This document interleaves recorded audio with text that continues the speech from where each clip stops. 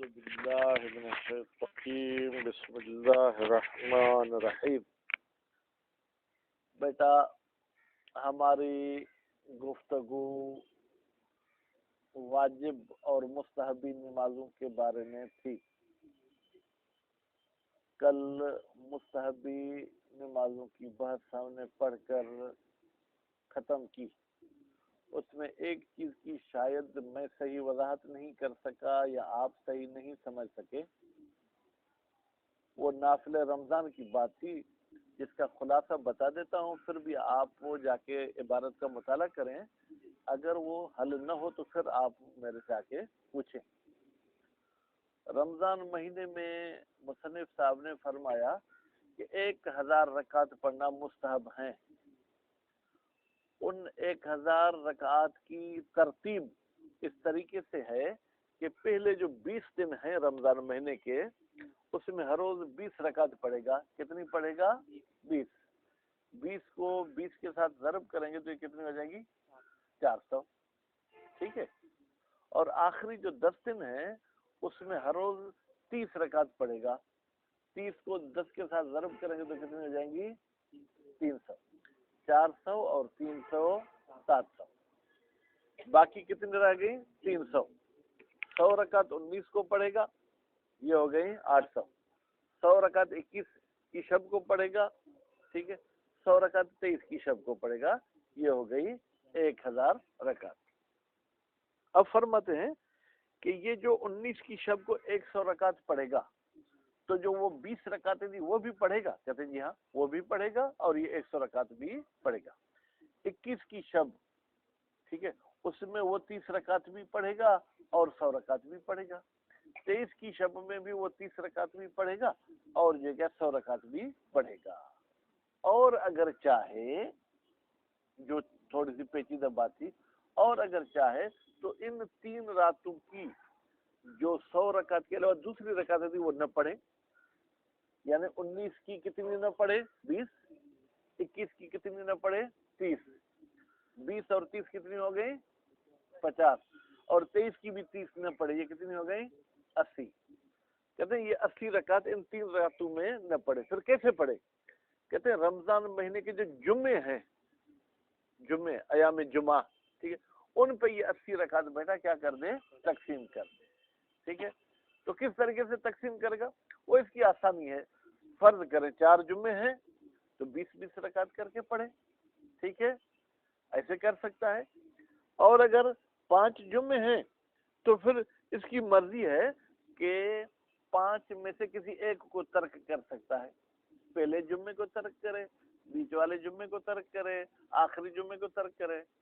اور اگر چاہے تو 5 جمعوں پر، اگر 5 جمعوں پہ تقسیم کرے گا تو ہر جمعے کو 16 رکعت پڑے گا، ٹھیک ہے۔ تو یہ بات تھی جو شاید عبارت میں کل میں نے کم وضاحت کی یا کیا ہے، ٹھیک ہے، اس کو ذہن میں رکھ لیں۔ آج کی بحث جو ہے ہماری، آج جو ہمیں پڑھیں گے وہ فصل سابق ہے، اور فصل سابق خلل کے بارے میں۔ خلل یعنی نماز میں کوئی کمی یا زیادتی ہو جائے، ٹھیک ہے۔ فرماتے خلل 3 طریقوں سے واقع ہو سکتا ہے۔ عمدن، جان بوجھ کر آپ نے اس میں خلل ڈالا ہے، یا سہون، بھول کی وجہ سے وہ آپ کا گڑبڑ ہوئی ہے، یا آپ کو شک ہے کہ آیا میری نماز میں کوئی خلل واقع ہوا ہے یا واقع نہیں ہوا۔ عمد میں یقین ہے خلل کے واقع ہونے کا، سہو میں بھی یقین ہے خلل کے واقع ہونے کا، لیکن عمد اور سہو میں فرق یہ ہے کہ عمد میں آپ کا ارادہ شامل تھا اس گڑبڑ کرنے میں، سہو میں آپ کا ارادہ شامل نہیں تھا، گڑبڑ ہوئی ہے۔ لیکن شک یہ ہے کہ جناب 2 نقیض ہیں، ٹھیک ہے، 50% ہے کہ وہ ہے، 50% ہے کہ یہ ہے۔ 50% ہے کہ میں نے رکوع نہیں کیا، 50% ہے کہ میں نے رکوع کیا ہے۔ بات واضح ہوگی؟ تو اب فرماتے ہیں کہ اگر آپ نے خلل جو ہے کیا ہے؟ عمدن کیا ہے۔ بیٹا کیا؟ اگر عمدن کیا ہے اور وہ بھی واجب تھا، چاہے رکنی ہو چاہے غیر رکنی، تو نماز یقیناً باطل ہے، ٹھیک۔ اور اگر آپ نے خلل سہون کیا ہے تو اس سہو میں جو ہے کیا ہے؟ رکن اور غیر رکن میں فرق ہے۔ رکن والی صورت میں نماز باطل ہے، غیر رکن والی صورت میں نماز باطل نہیں ہے۔ شک والی بات ہے کہتے ہیں شک کا علاج کیا جاتا ہے، ٹھیک ہے. ایک مرتبہ شک تعداد رکعات میں ہے، ایک مرتبہ شک جو ہے کیا ہے رکعات کی تعداد کے علاوہ اور کوئی ہے. اور کوئی کیا؟ افعال میں بھی ہو سکتا ہے اور اذکار میں بھی ہو سکتا ہے. مثلا افعال میں کیسے شک ہو کہ میں نے رکوع کیا یا نہیں کیا. اذکار میں کیسے شک ہو، یہ تو یقین ہے کہ میں نے رکوع کیا، لیکن رکوع کا میں نے ذکر پڑھا یا نہیں پڑھا. یہ تو یقین ہے کہ میں نے قرأت کی ہے، لیکن یہ جو شک ہے کہ شاید حمد کے بیچ والی 2 آیتیں میں نہیں پڑھا. ٹھیک ہے، تو بہرحال فرماتے سہو کا بھی حکم کلیئر ہو گیا کہ سہو اگر رکن میں کیا ہے تو نماز جائے گی، اگر جو ہے غیر رکن میں کیا ہے تو نماز باطل نہیں ہوگی. البتہ وہ الگ بات ہے کہ اس میں پھر ہمیں کوئی سجدے سہو وغیرہ کرنے پڑے تو الگ بات ہے، لیکن اپنی جگہ پہ نماز جو ہے کیا ہے وہ صحیح ہوگی. باقی رہی شک کی بات، تو اگر تعداد رکعت میں شک ہے اور ان رکعت میں پہلی اور دوسری رکعت یا 2 رکعتی نماز ہے تو وہ تو نماز باطل ہو جائے گی. اگر نماز جو ہے کیا ہے 4 رکعتی ہے تو پھر شک پہلی 2 رکعتوں میں یا آخری 2 میں. اگر پہلی 2 میں ہے تو بھی نماز گئی، اور اگر شک دوسری اور تیسری میں ہے، قبل از سجدہ ہے شک، یعنی سجدے کرنے سے پہلے شک ہو گیا کہ یہ تیسری ہے یا دوسری، تو بھی نماز گئی. اور اگر سجدے کے بعد شک ہو تو پھر آپ بنا رکھیں گے کس پر؟ تیسری پر. آپ اس کو تیسری سمجھ کے پڑھیں گے، آخر میں نماز. احتیاط کا طریقہ ہے جو بعد میں بتائیں گے، ٹھیک ہے. اور اگر اجزاء بھول گئے ہیں آپ تو وہ آج بحث نہیں پڑھ سکیں گے، تو پھر ان اجزاء کی محل ہے انجام دینے کی یا محل گزر گئی؟ اگر محل ہے تو آپ اس جز کو انجام دے دیں گے. شک کی صورت میں آپ بیٹھا ابھی بیٹھے ہیں، شک کرتے ہیں کہ میں نے 1 سجدہ کیا یا 2، دوسرا سجدہ کر لیں، ٹھیک ہے. اچھا، اگر سجدے سے آپ اٹھ کر کھڑے ہو گئے، قیام کی حالت میں آ گئے، اب آپ کو شک ہے یا یقین ہے کہ میں نے 1 سجدہ نہیں کیا، اب کیا کرنا ہے؟ کہتے ہیں جب تک آپ نے رکوع نہیں کیا تب تک آپ لوٹ کر پھر جا کے سجدہ کریں، ٹھیک ہے. رکوع سے پہلے تک سجدے کے دوبارہ انجام دینے کی گنجائش ہے. بسم اللہ الرحمن الرحیم. الفصل السابع، 7ویں فصل، فی بیان احکام الخلل، خلل کے احکام کے بیان کے بارے میں ہے. الواقع فی الصلاۃ، کون سا خلل؟ وہ خلل جو نماز میں واقع ہوتا ہے. کون سی نماز؟ الواجبت، واجب نماز میں. وہ ہوا، اور یہ خلل بیٹا وہ ہوا کا مرجع کون ہے؟ خلل لکھا ہوا ہے، مشاہد لکھنے کی ضرورت نہیں. وہ ہوا اے الخلل، یعنی یہ جو خلل ہے، ٹھیک ہے، اما ان یکون صادرا عن عمد، یا تو جان بوجھ کر آپ اس کو انجام دیں گے، ٹھیک ہے، وہ قصد، یہ عمد کی وضاحت ہے. عمدن اور قصدن یعنی ارادے کے ساتھ انجام دیں گے، ٹھیک ہے. سواء کان عالما بحکم ام لا، چاہے اس شخص کو علم ہے کہ اس خلل کو اگر انجام دوں گا تو میری نماز باطل ہو جائے گی یا میری نماز مکروہ ہو جائے گی، او لا، یا اس کو علم حکم کا نہیں ہے. او سہون، دوسری صورت بیٹا اس خلل کی کیا ہے کہ سہون آپ اس کو انجام دیتے ہیں، ٹھیک ہے. کیسے؟ بے عضو بالمعنی عن ذہن، معنی آپ کے ذہن سے چلی گئی، نکل گئی. مشاہد، آپ نماز میں کھڑے تھے، ٹھیک ہے، معنی بے معنی مطلب بھائی آپ کے ذہن سے نکل گیا کہ رکوع نہیں کروں گا تو کیا ہوگا، ٹھیک ہے. حتی یہ حصول، یہاں تک کہ حاصل ہوتا ہے بسبب ہی، سبب ہی کی ضمیر بیٹا عضو بے معنی کی طرف جائے گی، یعنی اس معنی کے جانے کی وجہ سے کیا حاصل ہوتا ہے؟ اہمال بعض الافعال، بعض نماز کے افعال آپ سے چھوٹ جاتے ہیں، رہ جاتے ہیں. او شکن، یا وہ خلل کیوں واقع ہوتا ہے؟ شک کی وجہ سے واقع ہوتا ہے. وہ ہوا، یہ شک کیا ہوتا ہے؟ تردد ذہن، ذہن کا ڈگمگانا، ذہن کا جو ہے کیا مردد ہونا، بین طرفین نقیض، نقیض کے دونوں طرف میں. بیٹا طرفین تھا اصل میں کیا تھا؟ طرفین، اضافت کی وجہ سے نون گر گئی. حیث اللہ رجحان لأحدہما علی الآخر، جبکہ ایک طرف کو، ایک نقیض کو دوسرے پر جو کیا ہے کوئی ترجیح نہیں ہے. والمراد بالخلل الواقع عن عمد وسہو، کہتے آپ کا مقصد کیا ہے اس خلل کے بارے میں جو واقع ہوتا ہے نماز میں، چاہے عمدن ہو چاہے سہون، ترک شیء من افعال الصلاۃ، افعال ہا کی ضمیر بیٹا کہاں جائے گی؟ نماز کی طرف، یعنی نماز کے افعال میں سے کسی ایک فعل کو آپ کیا کرتے ہیں؟ ترک کرتے ہیں۔ وہ بالواقع شک، بیٹا بالواقع شک سے پہلے خلل ذہن میں رکھ لیں، اور وہ خلل جو واقع ہوتے شک کے ذریعے، اس سے مراد کیا ہے؟ النقص الحاصل للصلاۃ، وہ خود نماز میں جو کمی حاصل ہوتی، بھائی کمی کا یقین ہے کہ کمی حاصل ہوئی؟ نہیں، خود شک ہونا بھی کمی ہے نا۔ بھائی مجھے اپنے عمل کے بارے میں شک ہوا تو گویا کہ یہ بھی اس عمل کو اپنے مرتبے اور مان سے کیا ہے؟ کم کر دیتا ہے، تو یہ بھی ایک نقص ہے۔ والمراد وہ بالواقع شک، بالواقع سے پہلے الخلل کو بیٹا تقدیر میں رکھیں، اور وہ خلل جو واقع ہوتے شک کے ذریعے، اس سے مراد کیا ہے؟ ٹھیک ہے، النقص الحاصل للصلاۃ، وہ فالٹ ہے، وہ جناب کمی ہے، ٹھیک ہے، جو نماز کے لیے حاصل ہوتی خود شک کی وجہ سے۔ لا انہ کان سببا للترک، ایسا نہیں ہے کہ یہ شک سبب بنا ہے کہ ہم نے نماز کے کسی فعل کو ترک کیا، نہیں بھائی، ترک کے بارے میں تو بیٹا یقین نہیں ہے نا۔ کسی مئی ہے، کسی مئی ہی کی ضمیر کہاں جائے گی؟ شک کی طرف۔ جیسے شک کے دو قسم تھے، کون سے؟ عمد اور سہو، وہاں پر ترک کی بات تھی، شک میں ترک کی بات نہیں، خود شک کی وجہ سے نماز کی حیثیت کم ہو گئی ہے۔ ففی العمد، اگر جان بوجھ کر آپ نے بیٹا کسی چیز کو ترک کیا ہے تو تب تو تو آپ کی نماز کیا ہو جائے گی؟ باطل ہو جائے گی۔ کیوں؟ للاخلال، اس لیے کہ آپ نے نماز میں گڑبڑ کی ہے۔ اے بے سبب الاخلال، فرماتے ہیں لام تعلیل ہے، ٹھیک ہے، یہ کس کی علت بیان کر رہی ہے؟ تبطلوں کی، نماز باطل ہو جائے گی، کیوں؟ اخلال کی وجہ سے۔ کیوں؟ بشرط، یا تو آپ نے نماز کی شرط کو ترک کیا ہے کہ طہارت ہے، جیسے طہارت ہے، وہ ستر ہے، یا جیسے ساتر ہے، اول جزء، یا آپ نے نماز کے کسی جز کو کیا ہے؟ ترک کیا ہے۔ وَإِن لَمْ يَكُنْ رُكْنًا، بیٹا یکن میں ہو کی ضمیر جو پلٹ رہی ہے جز کی طرف، اگرچہ وہ جز رکن نہ بھی ہو، اگر واجب بھی ہے، لیکن عمدن آپ نے ترک کیا ہے نا، تو نماز باطل ہو جائے گی۔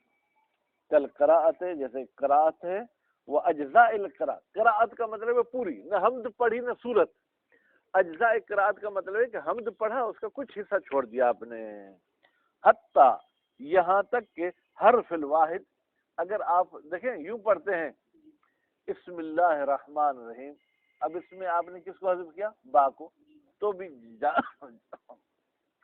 جان بوجھ کر اگر آپ نے حذف کیا تو آپ کی نماز باطل ہو جائے گی۔ وَمِنَ الْجُزْءِ الْكَيْفِيَّةُ، اچھا کہتے ہیں جز کے حکم میں ہے کیفیت نماز، بیٹا کیا جز کے حکم میں کیا ہے؟ کیفیت نماز۔ کیا ہے کیفیت نماز؟ مثلا آپ کو آواز بلند پڑھنی چاہیے، آپ اس کو جان بوجھ کر آہستہ پڑھتے ہیں، آپ کو آہستہ پڑھنی چاہیے، جیسے ظہر اثر ہے، آپ اس کو جان بوجھ کر بلند آواز کے ساتھ پڑھ رہے ہیں۔ ہاں جی، یہ خبر، یہ مبتدا مؤخر ہے، اور من الجزء یہ خبر مقدم ہے، لأنہا، اس لیے کہ یہ کیفیت جزء سوری، حقیقی جز نہیں ہے، لیکن صورتی جز تو ہے نا بھائی، جیسے یہ ہمارے کپڑے ہیں، سوری بے معنی ظاہری، بھائی یہ کپڑے میرے جسم کا حصہ نہیں ہیں، لیکن جسم کے ساتھ تعلق رکھنے کی وجہ سے یہ بھی کل جز ہیں، جیسے انگلی کٹ جائے تو میں ادھورا ہوں، کپڑے بھی اگر جو ہے کیا ہے ادھر ادھر ہو جائیں تو پھر گویا کہ انسان ادھورا ہے۔ وَلَوْ كَانَ الْمُخِلُّ جَاهِلًا بِالْحُكْمِ الشَّرْعِي، مخل یعنی خلل ڈالنے والا شخص اگر وہ جاہل ہے حکم شرعی کا کہ بھائی اس کام کے چھوڑنے سے میری نماز باطل ہوتی ہے یا باطل نہیں ہوتی، کل وجوب، یا یہ چیز مجھ پر واجب بھی ہے یا واجب نہیں ہے، مثلا نماز فجر آواز کے ساتھ پڑھنا واجب ہے، اس کا جاہل ہے، اول وضعی یا حکم وضعی سے جاہل ہے، حکم وضعی جو نتیجے پہ دلالت کرے، ٹھیک ہے، مثلا بطلان کا، ٹھیک، تو اس صورت میں بھی بیٹا کیا ہے؟ عمد کی صورت میں نماز باطل ہو جائے گی، صرف ایک بات میں نماز باطل نہیں ہوگی، کون سی؟ الا الجہر والاخفاء، مگر یہ کہ اگر آپ جاہل ہیں کہ اس چیز کو بلند آواز سے پڑھنا ہے، جاہل ہیں کہ اس چیز کو ایسا پڑھنا ہے، اور پھر آپ جو کیا ہے وہ عمدن بھی اس کو برعکس پڑھیں تو آپ کی نماز باطل نہیں ہوگی۔ فی مواضع ہما، ہما کی ضمیر جائے گی جہر و اخفات کی طرف۔ بھائی جہاں پر جہر اور اخفات ہے ان کے موارد میں اگر آپ جاہل ہیں تو یہ آپ کی نماز کو بچا سکتا ہے، جہل وہ باطل نہیں کرے گا۔ فَيُعَذَّرُ الْجَاهِلُ بِحُکْمِ ہما، عذر قبول کیا جائے گا اس شخص کا جو جاہل ہے بحکم ہما، جہر و اخفات کے حکم سے۔ آپ کے پاس حکم ہاں ہے یا حکم ہما؟ ہاں۔ وَإِنْ عَلِمَ بِهِ فِي مَحَلِّهِ، ہاں آپ مولوی اس کے ساتھ بیٹھے تھے، آپ نے فوراً اسے کہا یا آپ کو تو ظہر کی نماز آہستہ پڑھنی چاہیے، آپ نے تو بلند آواز سے پڑھ لی، یعنی وہیں پر اسے علم بھی تو بھی وہ نماز جو پڑھ چکا وہ صحیح ہے، اس سے آگے اس کو احتیاط کرنا ہے۔ کمال و ذکر الناسی، کہتے ہیں جیسے اگر بھولے ہوئے شخص کو یاد بھی آ جائے ٹھیک ہے تو بھی کوئی مسئلہ نہیں، اس کا وہ عمل صحیح ہوگا۔ نسیان تو تھا نا عمل کے وقت، بعد میں یاد آیا ہے تو وہ نسیان اس کے عمل کو باطل نہیں کرے گا۔ یا ہمیں تو پتہ ہے نا کہ فجر کی نماز آواز کے ساتھ پڑھنی چاہیے، صبح کو سردی کی موسم کی اللہ اکبر میں نے بالکل یہ کیا ہے اخفات میں نماز شروع کر دی، بیچ میں مجھے یاد آیا ہاں یہ تو آواز سے پڑھنی چاہیے، تو جو آپ آہستہ پڑھ چکے اس کو جو کیا ہے تکرار کرنے کی ضرورت نہیں، اس سے آگے آپ کو جو کیا ہے بلند آواز سے پڑھنی ہے۔ وہ پھر سہوے، اچھا اگر کسی نے خلل جو ہے بیٹا کیسے ڈالا ہے، سہو نے ڈالا ہے تو یبطلو، تو نماز باطل ہوگی، یا یوں کہ یبطل العمل، لیکن ما سلف یا یبطلو، ما سلف بیٹا یبطلو باب افعال سے مانے باطل کر دے گا، کون؟ ما وہ چیزیں سلف جن کا حکم گزر چکا، یا جو سہو کا حکم گزر چکا۔ ان احد الارکان الخمسۃ، بیٹا اگر 5 ارکان کو سہون چھوڑتا ہے تو نماز باطل ہو جائے گی۔ کون سے 5 ارکان؟ ٹھیک ہے وہ آپ کو یاد ہوں گے، ٹھیک ہے تکرار کرنے کی ضرورت نہیں۔ اذا لم یذکر ہو، جب اس شخص کو یاد نہیں آتا ما سلف جو گزر چکا، حتی تجاوز محلہ، یہاں تک کہ اس کی محل سے بھی تجاوز کر گیا بیٹا۔ توجہ، سجدوں سے پہلے کیا کرنا ہے؟ رکوع۔ اگر یہ رکوع کے لیے جھکا، زمین پر جو گھٹنے بھی رکھ دیے، ہتھیلیاں بھی رکھی، ابھی پیشانی نہیں رکھی، اسے یاد آ گیا میں نے رکوع تو نہیں کیا، تو اب نماز باطل ہوگی؟ نہیں، وہیں سے اٹھ کر کھڑا ہوگا پھر رکوع کرے گا، کیونکہ رکوع کی محل اس وقت ختم ہوتی ہے جب یہ سجدے میں چلا جائے، ابھی سجدے میں نہیں گیا تھا، تو اس صورت میں یہ باطل نہیں ہوگی۔ وہ فی شک کے فی شیء من ذالک، لیکن اگر کسی شخص کو شک ہوتا ہے فی شیء من ذالک، نماز کی شرط میں، نماز کے جز میں، ٹھیک ہے تو کیا کرے گا؟ لا یلتفت، تو یہ شخص شک کی کوئی پرواہ نہیں کرے گا۔ اذا تجاوز محلہ، البتہ اگر اس شک کی جگہ سے کراس کر چکا ہے تو لیکن اگر اس جگہ کے انجام دینے کی ابھی جگہ میں ہے تو شک والی چیز کو وہ انجام دے دے۔ والمرادو، بیٹا اس سے مراد کیا ہے؟ یہ جو آپ کہتے ہیں محل سے گزر جائے، والمرادو بالتجاوز محل الجزء المشکوک فی، کہتے ہیں مراد جب تجاوز کرتا ہے اس جزء میں جس میں شک ہوا ہے اس کی محل سے تجاوز کرے، الانتقال الى جزء آخر، یہ شخص منتقل ہو جائے ایک دوسرے جزء میں، وہ دوسرا جزء کا ہے بعدہ، اس مشکوک جزء کے بعد والا جزء، یعنی شک کا فی نیت ہے۔ مثلا یہ شخص شک کرتا ہے بیٹا کس میں؟ نیت میں، لیکن یہ شک کب کرتا ہے؟ بعد ان رکع، رکوع کے بعد یہ شخص شک کرتا ہے، ٹھیک ہے نہ، بعد ان کبر، تکبیرۃ الاحرام کہی، اب شک کرتا ہے کہ میں نے نیت کی یا نہیں۔ بھائی نیت کے بعد آپ تکبیر بھی کہہ چکے ہیں تو اب نیت کی محل ختم ہو گئی، اور پھر تکبیر، یا یہ شک کرتا ہے تکبیرۃ الاحرام میں کب؟ بعد ان قرأ، قرأت شروع کرنے کے بعد، تو اب تکبیرۃ الاحرام کی محل سے گزر گیا۔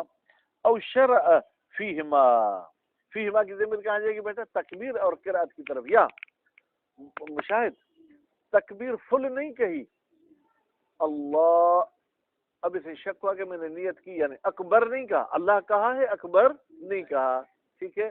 یا اس نے قرأت کمپلیٹ نہیں کی، بسم اللہ الرحمن الرحیم الحمدللہ، اب شک کرتا ہے کہ میں نے تکبیر کہی یا تکبیر نہیں کہی، ٹھیک ہے. اور فی القراءت، یا شک کرتا ہے قرأت کے بارے میں، یا ابعاد قرأت یعنی قرأت کے کچھ حصوں کے بارے میں، بعد رکوع کے بعد. اور پھر رکوع شک کرتا ہے رکوع میں سجود کے بعد، یا شک کرتا ہے سجود میں، ٹھیک ہے، یا شک کرتا ہے تشہد میں بعد القیام، قیام کے بعد. ولو کان شک کو پھر سجود بعد تشہد، اگر شک کرتا ہے سجدے میں تشہد کے بعد، اور پھر اثناء تشہد، اثناء ہی کی ضمیر کہاں جائے گی؟ تشہد کی طرف، یا تشہد کے درمیان میں شک کرتا ہے. ولما یقوم، اور ابھی یہ اٹھا نہیں ہے، ففی العود الی السجود، تو آیا یہ پھر جائے گا سجدہ کرے گا یا نہیں؟ قولا اجودہما العدم، اجود قول یہ ہے کہ یہ سجدہ نہیں کرے گا، ٹھیک ہے. اما مقدمات، اچھا بھائی مشاہد، ایک جز کے بعد دوسرے جز کو اس نے شروع نہیں کیا، لیکن دوسرے جز کے مقدمات شروع کر چکا ہے. مثلا سجدے کے مقدمات کیا ہیں؟ کہ آپ کے گھٹنے زمین پر ہونے چاہیے، ہتھیلیاں زمین پر ہونی چاہیے. رکوع کا مقدمات کیا ہے؟ کہ آپ جھکیں، ابھی آپ کے ہاتھ گھٹنے تک نہیں پہنچے، جھکنا شروع کر دیں. تو پہلے والے جز میں شک ہوا، کہتے ہیں آپ پھر لوٹیں، جا کے پہلے والا جو ہے جز انجام دیں اور پھر آ جائیں، کیونکہ ابھی آپ دوسرے جز میں نہیں گئے، اس کے مقدمات میں گئے ہیں.